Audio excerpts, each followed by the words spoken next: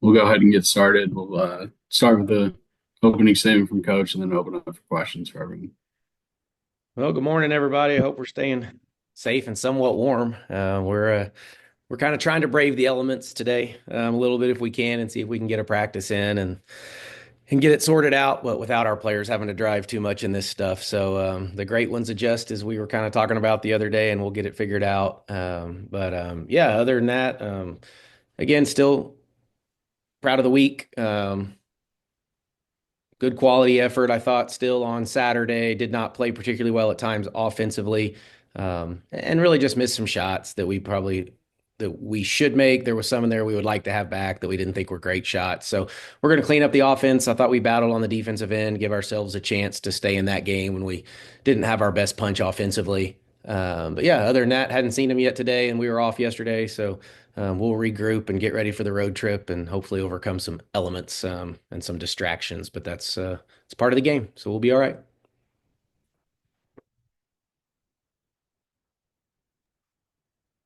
Yeah, awesome. Hey, Coach. Good morning. How you doing? Doing great. Um, I was just, I know obviously stats don't always tell the story, but I was just kind of looking at it earlier today, and among Big 12 teams, way more than half, about 11 out of the 16, are shooting above 43%. I mean, that's pretty good shooting, conference wide. So how much more of a stress does that put on defense and in terms of every night? I mean, you might be relying more on your defense this year than you had to last year, even. Yeah, I think at times I just think the league has really quality players, and I just think once you get into at this level and these Power Four leagues, when you make mistakes defensively, there's players all over the floor that can make you pay for making those mistakes. So they do put an emphasis on it, and we do have some dynamic post players. And I was even watching Iowa State and Utah a little bit last night, and like they got a post kid that's pretty good, and they stretch you and put shooters all around them, and they run good stuff, and we have great coaches who can pick on certain matchups. So yeah, like you have to be dialed in. I think we'll still get better offensively as the year goes. We haven't been great offensively in Big 12 play yet. We've kind of hung on the defense again here for the most part to kind of keep us in the games until we can find this offensive rhythm. And so I still think we'll get better. I think our bench kids are starting to develop and learn some roles. So I think we'll get better offensively. But yes, until we do, or if the league is just that good, in certain areas, then we better be elite on the defensive end. Dana. Hey, Coach. So you mentioned the depth of the league, particularly on the offensive side of the floor. The biggest struggle is obviously the opener on the road, your second true road test. Is there a different mentality that you need to have when you go onto a conference road game as opposed to maybe just, that Temple game or a neutral site game? Oh, yeah, there's a difference. I mean, playing at home versus neutral versus road. I mean, just in general, there's a difference. And at Colorado though, like we were good for 3 quarters. Like we led for 31 minutes. It wasn't like we had a horrendous quarter. And we haven't really, I mean, even at Texas, like we competed for 4 quarters. Like, so to me, the Colorado is the outlier a little bit. It was a one really, really bad quarter. Yes, it happened to be on the road. I thought for the first three, we played fairly well and again had a 16-point lead late in the third. So we did enough. And I thought the mindset was great and our preparation was great. But yeah, now we get to go on the road for 2 more. And so we're going to learn more about our group and see if we prepare the right way and have the right mindset when we get on the road. But yeah, it's definitely a different feel when you're on the road versus being at home. Go. Mark, the schedule was kind of unique in the first month. You had a lot of games, not so much in December, but now you're getting to a point where you've got 2 home games, 2 road games, and there's a rhythm and a routine to it. Is there value in that for the next month and a half, you're basically going to have 2 at home, 2 on the road, and can kind of get in a usual rhythm? Yeah, there's some consistency that comes with it. Most of it's just from how we prep. You most of the time, if you play Wednesday, Saturday, then you have 2 days of prep. You come back Monday, you have the same routine. Tuesday looks about the same. It's the day before a game. And then you do the repeat for Thursday and Friday, and you play again Saturday. And Sundays are typically our day off. Now, we do have some one-offs in there where we play on a Sunday instead of a Saturday or I think a Tuesday. But for the most part, yeah, you do find a little bit of rhythm, whether we're at home or on the road. This is the first of the like two plays, I think is what the league call them, where you stay on the road for two and we're gone for the whole week, basically from Tuesday to Saturday night. So we do have three of these. So that's a little bit different. So this will be the first time going through that process for us. But yeah, no, it's 2 games a week pretty much from here on out, minus I think 1 week in there, but it should start to find a little rhythm here. Justin. Let me get the mute button off there. Um, Coach, I'm kind of wondering, obviously, it's January. The weather out there tells us it's January. It's still very early in the conference season. I'm kind of wondering, though, going through kind of the disappointing seeding that you went through last year in terms of the NCAA tournament. Uh, I kind of looking at things.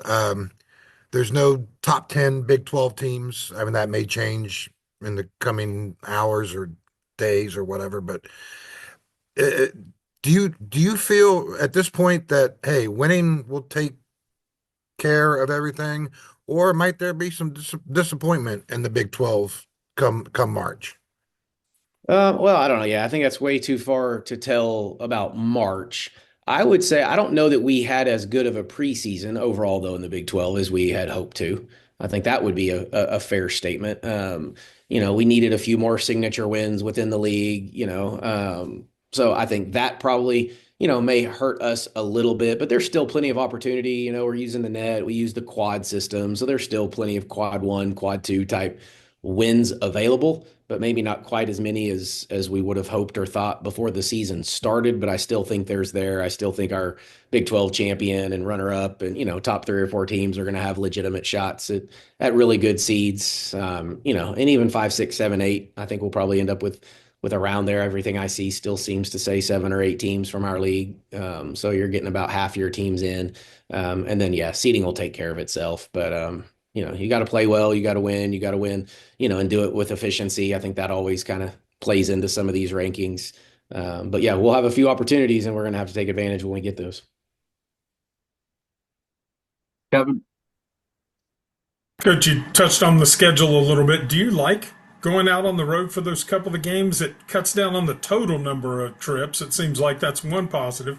And then one of the other things, keeping up with classwork. I've talked with baseball in the past about, going out for those long road trips and how they do that. How do you approach that? Yeah, I mean, well, this one obviously we're not in school, so this one slides from that standpoint. So we dodge one with this road trip. I mean, yeah, I probably like them just because it avoids the back and forth, of multiple road trips, coming home and then getting on another plane. So I like it from that standpoint. We haven't had 3 yet though. We do have 3 this year. So by the third one, I might not like it as much as I do when you only have 1 or 2 of those trips. You can probably manage those a little bit better.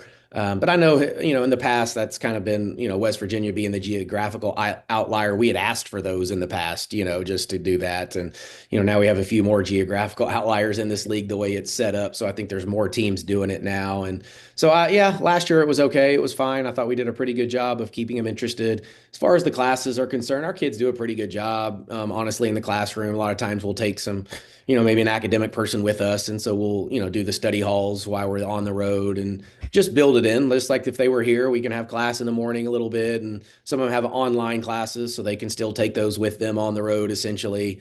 So I think the way it works out now with all of the amount of online stuff we do or hybrid type classes, we probably don't miss as much as we did when everybody was in person. Tanner. Coach, Texas Tech coming up. They run a lot of guards in their lineups, but their guards have a lot of size. Is there some kind of difference or challenge in that you guys face? Is there a team that you've played that you could almost kind of compare them to?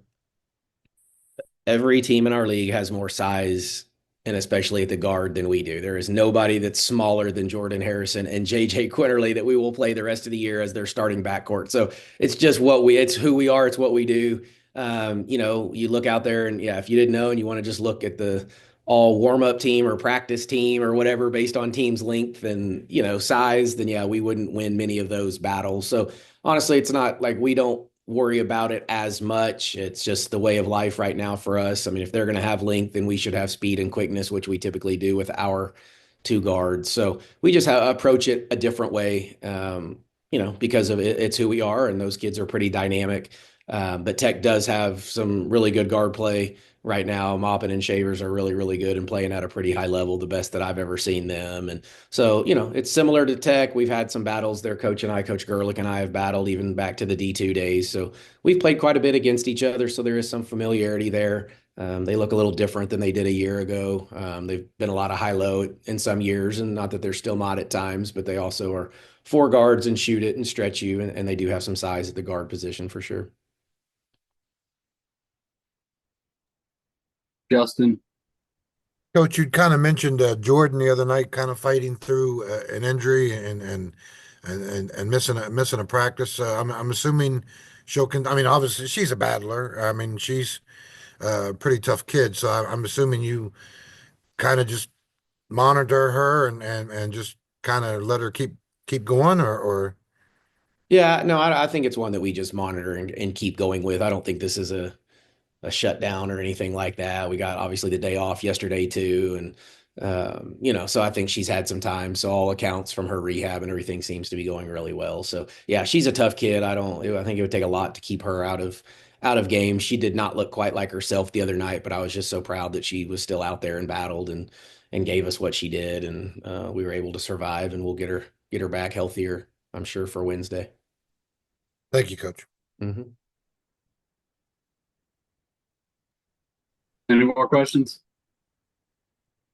All right. Thanks, everyone. Okay. Thanks, everybody. Y'all stay safe.